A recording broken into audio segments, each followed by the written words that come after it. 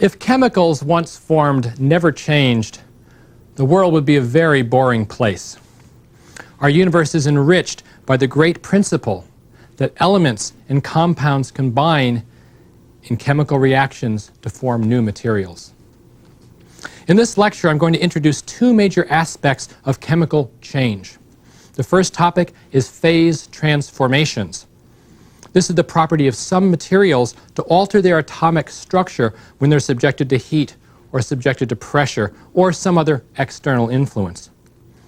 And as we're going to see in this and in future lectures, phase transformations play key roles in the dynamics of Earth and in life.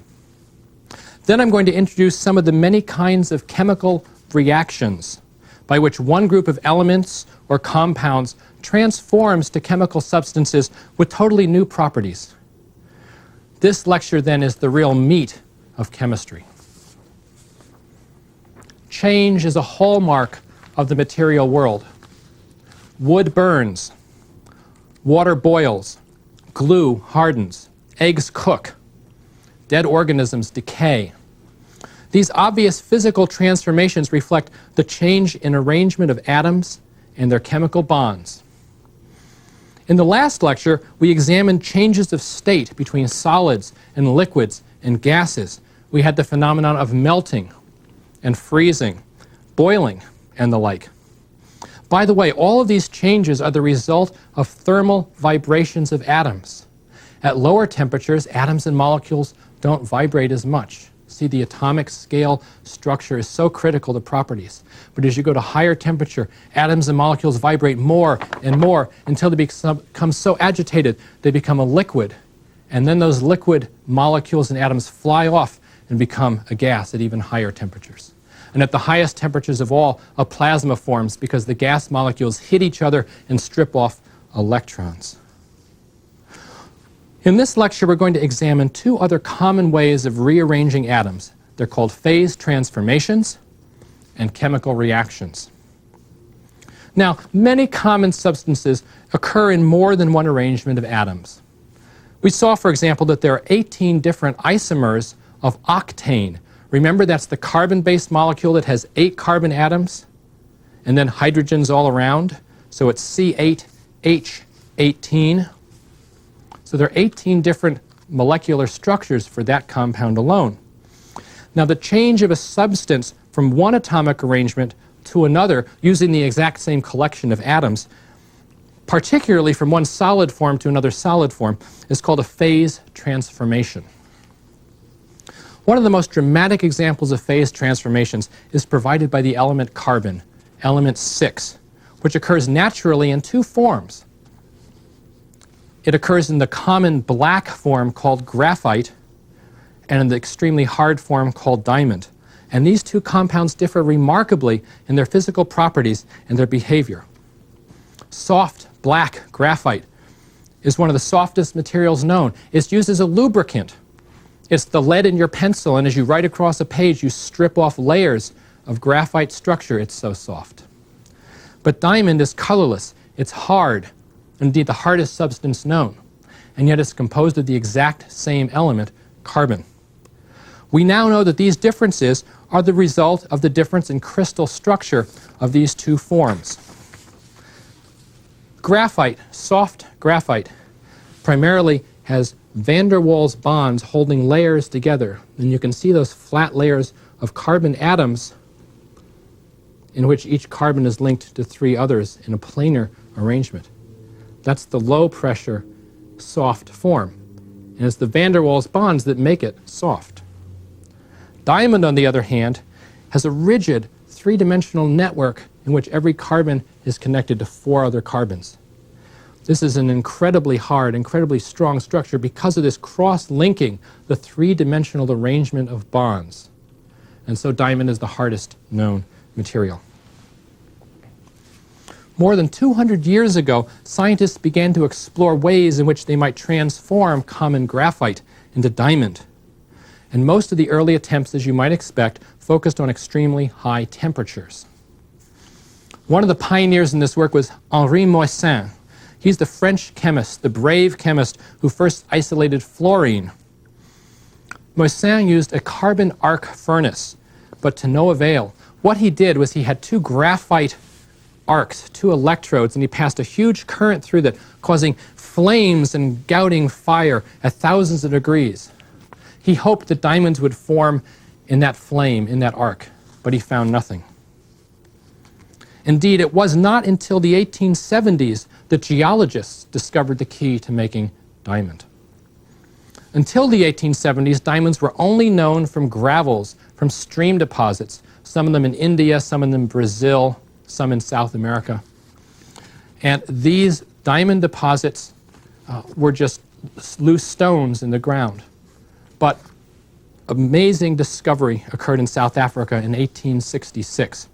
Two children were playing in a South African stream bed, and they found a shiny pebble that weighed 20 carats. It came to be known as the Eureka diamond, and that Eureka was the beginning of the South African diamond rush.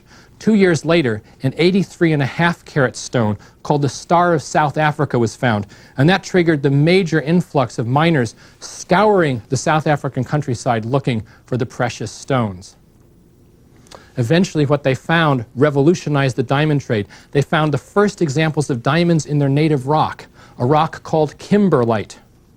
And it turns out that that rock told an amazing story. Kimberlites are volcanic rocks, and they're erupted from deep within the earth. In the final stages of these eruptions, the rocks come whooshing to the surface at the speed of sound, blasting out of the surface, showering diamonds over hundreds of square kilometers.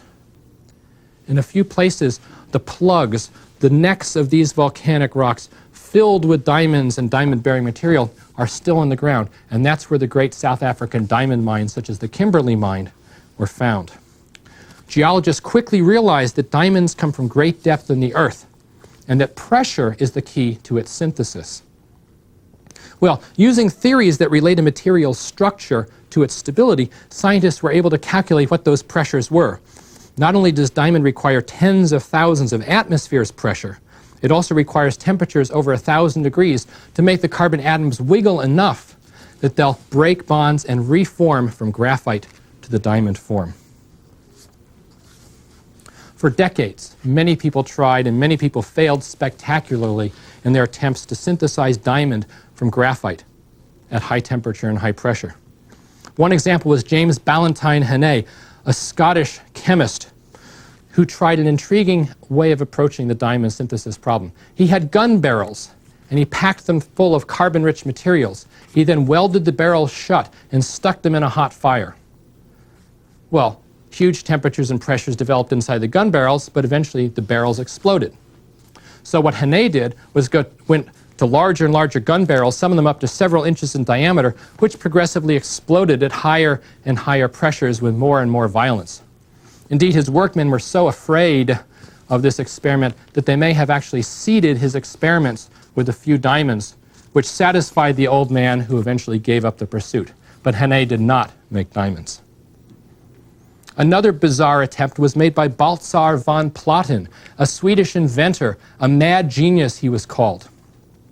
In conjunction with the Swedish General Electric Company, von Platen had an idea for a machine in which he had a large sphere of metal split into pieces, the pieces forcing themselves down on a tiny carbon sample. This is what von Platen said when he described this strange machine. He said, "You must let your machine go to meet death by dividing it up into pieces, but you must give these pieces the shape that the machine itself would have wished, had it been a living organism. And then you will be able to make diamonds." That's a strange kind of rhetoric for a scientist. Well, in any case, von Platen used a split sphere device in which he divided up a sphere into 6 anvils, each of those anvils pressing down on the face of a cube. The cube was made of graphite.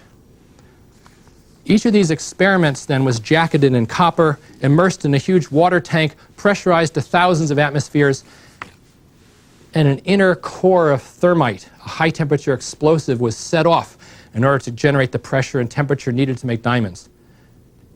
And the Swedish company failed time and time again at the cost of countless hundreds of thousands of dollars. In fact, it wasn't until 1954 that a team of scientists at General Electric in Schenectady, New York, succeeded in making the very first synthetic diamonds. This was an amazing team effort. It showed the can-do attitude of the post-war era, and General Electric said, we're going to make diamonds. And they said, even if we don't make diamonds, something interesting is going to happen, because high temperatures and high pressures, that's an unexplored area of chemistry. And interesting things they did indeed find. The way they went about it was to first assemble a team of scientists. They had materials engineers, they had chemists, they had physicists, people who approached different aspects of this diamond-making problem. They had experts in electrical heating so they could get high temperatures. They had experts in materials, super hard materials, so they could make pistons that would ram their graphite to higher and higher pressures. Well, it took several years, fits and starts, but eventually in December of 1954, the first synthetic diamonds were manufactured by General Electric. And in fact, in a matter of a few months, they were producing buckets of diamonds in a commercial process.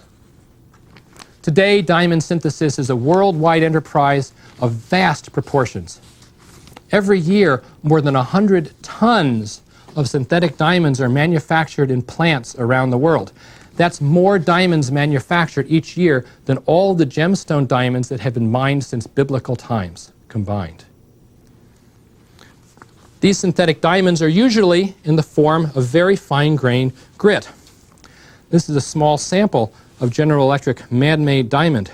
And these are beautiful crystals. Under the microscope, you see tiny facets and other sorts of tiny crystals, perfect crystals.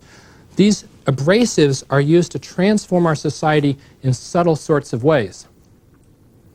You don't recognize synthetic diamonds in your day-to-day life, but they have changed the things that you can do and the way you live.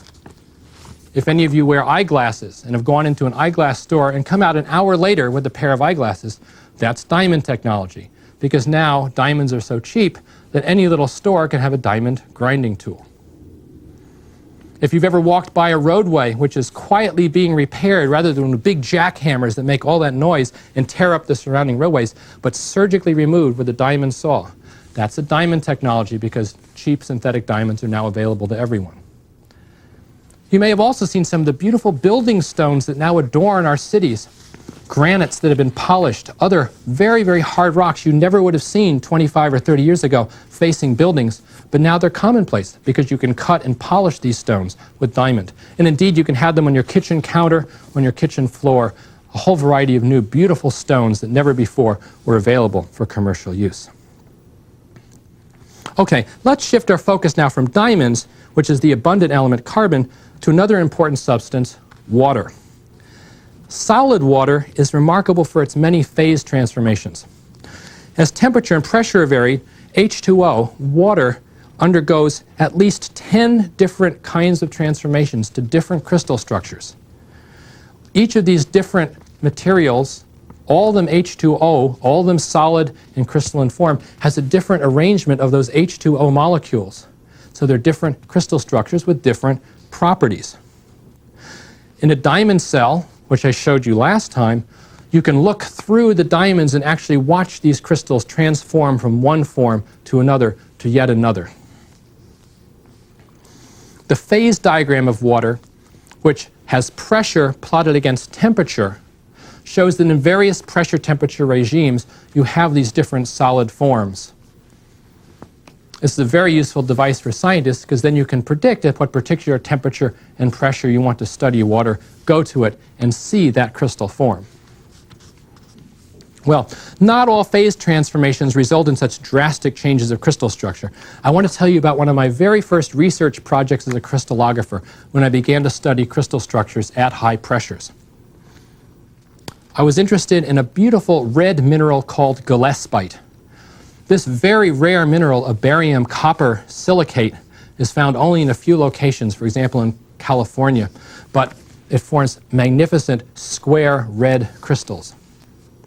The thing that's so neat about this mineral is when you take it up to high pressure to about 20,000 atmospheres, that beautiful red crystal suddenly, instantaneously changes to a deep blue color. Now we know that all physical properties are the result of the atoms and how they're bonded together. So there had to be a change in atomic structure, and that's what I wanted to study. I studied the crystal structure at low pressure and at high pressure and found a very interesting change. At low pressure, there are iron atoms in this mineral that are surrounded by a perfect plane of 4 oxygens, a square of oxygens with iron in the center. There's an electronic transition, an electron jump in that iron atom that gave the mineral its red color. But as you go to higher pressure, that square plane buckles. And so 2 of the atoms go a little bit higher and 2 of the atoms go a little bit lower than the iron. You no longer have a plane of atoms, and the electronic structure of the iron atom changes too. That subtle change in the iron causes the color to change from red to blue. It's an absolutely magnificent phase transition and one that's stayed with me for all those years. Well, the most dramatic phase transitions of many compounds occur at extremely high pressures, where scientists expect that all compounds, every compound, water, gas, diamond, whatever compound you can think of, will transform to a metal. Now the reason is this: as you go to high pressure, you're squeezing the atoms closer and closer together. Eventually the electrons start to overlap from adjacent atoms, and that's an unhappy situation for those electrons. They want to get out of there. And so what the electrons do is delocalize, and they become a metal. Recently, scientists have actually turned oxygen into a metal at 1 million atmospheres, and they've done it with sulfur as well. But one of the great holy grails of high-pressure physics is to turn hydrogen, element number 1, into that most primitive of all metals. This is a challenge that may require 5 million atmospheres of pressure, and a lot of people are still trying to do that. One of the great things about high pressure is that it holds the promise for producing so many new materials. As you squeeze virtually any compound, it will change, it will transform again and again and again. So simply by applying pressure to all the known compounds, we could conceivably triple or even quadruple the number of known materials that are available to us. That's the lure of high pressure. Now I want to switch to the second topic of this lecture: chemical reactions. A chemical reaction occurs when 2 or more chemical substances combine to form a different substance, or when one chemical breaks down to form other materials. Given the relatively small number of common chemical elements, certainly no more than about 80 elements that are in our daily lives, it might seem that chemistry is a rather limited field. After all, with only chemical elements, how many combinations could there be? So I want to take a second to look at this question of combinatorics, combining the elements to see how many combinations we might have. First, I want you just to think about a 1-to-1 ratio of 2 elements, the binary compounds. Well, we have 80 elements, each of which can combine in a 1-to-1 ratio with the remaining 79. So that's 80 times 79. And you have to divide by 2 because a combination of A with B is the same as a combination of B with A. That gives you a total of 3,160 1-to-1 element combinations from the common chemical elements. Well, you need to try each of those 1-to-1 combinations, those 3,000 plus combinations, at many different temperatures, at many different pressures, and of course at many different ratios, because you might try 100-to-1 or 1,000-to-1 or 10-to-1 or 2-to-1 or whatever you want to do, all those ratios. So that leads ultimately to millions upon millions of combinations, even with the binary compounds. And then you have to consider 3 elements together, or 4 elements. There are more than 1 billion different combinations of 5 elements in a 1-to-1 to 1-to-1 to 1 ratio. And then you have to vary the ratios. Then you have to vary the temperature and you have to vary the pressure. For all intents and purposes, chemistry is a vast, infinite subject of study. Indeed, you can't just go into the laboratory and randomly mix chemicals and hope to have anything useful come out. You have to have a plan. So the art of chemistry is the ability to predict which chemical combinations are going to provide something useful, which will give you a new synthesis condition that can be used to help humanity. Now, all chemical reactions involve the rearrangement of electrons through the breaking and the reforming of chemical bonds. You have to take atoms apart, stick them back together in a new way. Now, while there are countless specific reactions, and I can't possibly go into all those, most fall under a few general types of reactions. I'm going to discuss 3 of these kinds of reactions. I'll look at oxidation-reduction reactions, I'm going to look at solution precipitation reactions, and finally, polymerization and depolymerization reactions. Now, oxidation-reduction reactions include many of the common reactions with oxygen, which is a highly reactive gas. It's the gas that forms 20% of our atmosphere that we breathe. Oxidation reactions occur when oxygen, or any other element for that matter, accepts electrons. Remember, oxygen is element 8. It wants 2 electrons. And when oxygen gains those 2 electrons, that's an oxidation reaction. Typically, oxygen reacts with a metal.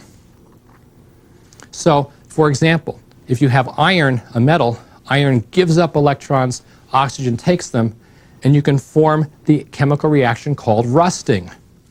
So you form iron oxide from iron metal and oxygen. There are other much more rapid forms of oxidation. For example, burning. Remember when we talked about hydrocarbons a couple of lectures ago, compounds of carbon and hydrogen. If you burn a hydrocarbon, you produce hydrogen oxide, H2O or water, and carbon dioxide, the oxide of carbon. And you get lots of heat and you get lots of energy.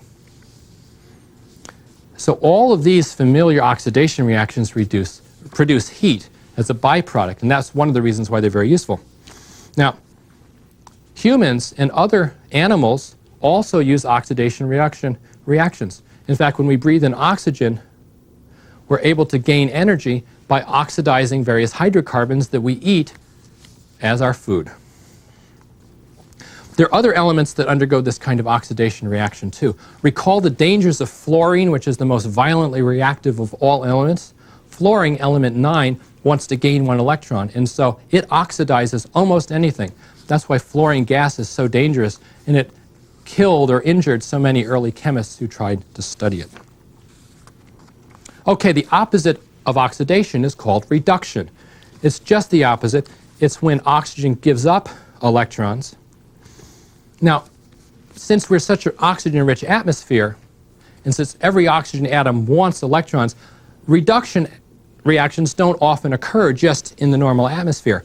But in a very, very hot fire, you can produce a reducing environment. And that's how iron ores are smelted. Now, iron ore is an iron oxide. So you take iron oxide, you put it in a hot furnace along with charcoal, that's carbon, and typically calcium oxide, that's called lime. The typical reaction is that the iron oxide combines with carbon to form carbon oxide, CO2, or carbon dioxide, and iron metal. And that's how an iron smelter works. By the way, the reason you add the calcium oxide, that lime, is just to lower the melting temperature of the whole mix so you get a much faster reaction. All the oxidation-reduction reactions involve the movement of electrons. That's the key here. So when iron metal is oxidized, the iron atoms lose electrons, the oxygen gains electrons. When iron ore is smelted, on the other hand, the iron atoms gain electrons. And this leads to a very useful mnemonic, oil rig. Oxidation is loss, reduction is gain. Oil rig. Batteries, by the way, rely on oxidation-reduction reactions. You take a battery, and you'll see that there's a positive and a negative terminal. The 2 terminals on most batteries, then, are places where oxidation and reduction reactions occur. The negative terminal of many batteries is in contact with a chemical such as zinc metal. And that zinc metal readily gives up electrons and enters solution as zinc 2+ ions. Now, the positive terminal of the battery is in contact with a solution containing metal ions, typically copper ions, Cu2+ ions. And as the battery is used up, copper is precipitated on that positive terminal. So you have a transfer of electrons with oxidation and reduction reactions going on. Now, when a circuit of the battery is closed, electrons flow from one terminal to the other. When the battery goes dead, it means that either all of your oxidants or all of your reductants have been used up. And quite a few batteries can be recharged just by forcing electrons to flow the other way, and you reset up the oxidants and reductants, and you can use your battery over again. By the way, as I mentioned, life obtains all of its energy in the same way, through oxidation-reduction reactions. Plants reduce CO2 to to carbon, hydrocarbons, and other fuels. Animals oxidize plants and get energy back that way. Well, there are many other kinds of reactions that occur in day-to-day life. One of the most important has to do with water. Water and many other liquids have the ability to cause solution and precipitation reactions. For example, salt dissolves in fresh water, and a saturated saltwater solution, by contrast, if you evaporate it, precipitates out salt crystals. So those are examples of precipitation and solution chemical reactions. All of the classic methods of wet chemical analysis for rocks and minerals, all of them developed in the 19th century, involved a careful sequence of solution and precipitation reactions, weighing the solid products that were precipitated out. Another kind of solution chemistry that's very important has to do with acids and bases. An acid is any chemical that produces positively charged hydrogen ions when added to water. Water is H2O. If you split the H from the OH, you have a negative OH, a hydroxyl group, and a positive hydrogen, an H. If there's an excess of positive H's, that's protons, then you have an acid. Hydrochloric acid, HCl, for example, when added to water, yields H plus in the water and Cl minus. And so that excess of H plus is the acid in hydrochloric acid. There are many other acids. Fruit, for example, often is very strong, has a large concentration of mild acids, things like citric acid. Car batteries use a very strong acid called sulfuric acid. In each case, these are chemicals that, when added to water, release hydrogen as isolated ions. Now, bases include all sorts of chemicals that produce the negatively charged OH minus group, the hydroxyl group. So, for example, sodium hydroxide, NaOH, when added to water, produces sodium ions, which are positive, and OH, hydroxyls, which are minus. And so you get a concentration of that base material. And acids such as milk of magnesia can be added to an acid, and the OH and the H cancel each other, and what you get is just more water molecules, and it neutralizes the acid.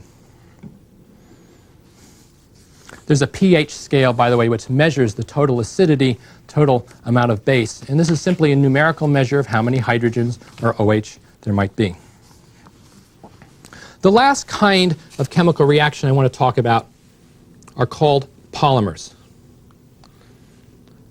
Polymers, as you may remember from the last lecture, are composed of long chains of molecules linked together end to end. And the formation of these polymers, the polymerization reactions, are vital to modern industry and to modern society. There are two kinds of polymerization reactions that are very important in modern day life. One of these is called the addition polymerization reaction. In that case, the monomers, the individual small molecules, simply line up end to end.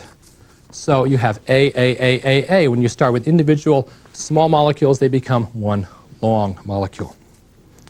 But then we also have condensation polymerization reactions, where the individual molecules not only react with each other, but in the process they release another small molecule. For example, if one of the monomers, one of the small units, has a hydrogen and the other one has an OH group on the end, a water molecule may be released when the two link up. It's also possible, in some cases, that you release CO2, which is a gas. And when that happens, you form a polymer that starts to foam. Indeed, this is polyurethane. You mix two simple fluids together, the two monomers, and they begin to form a condensation polymerization reaction, a reaction that produces CO2 and thus forms the foam. There are commercially available foams of this sort, but in the commercially available ones, the monomers are already mixed. They're at high pressure. When you release the pressure, you can form the same kind of foam for insulation.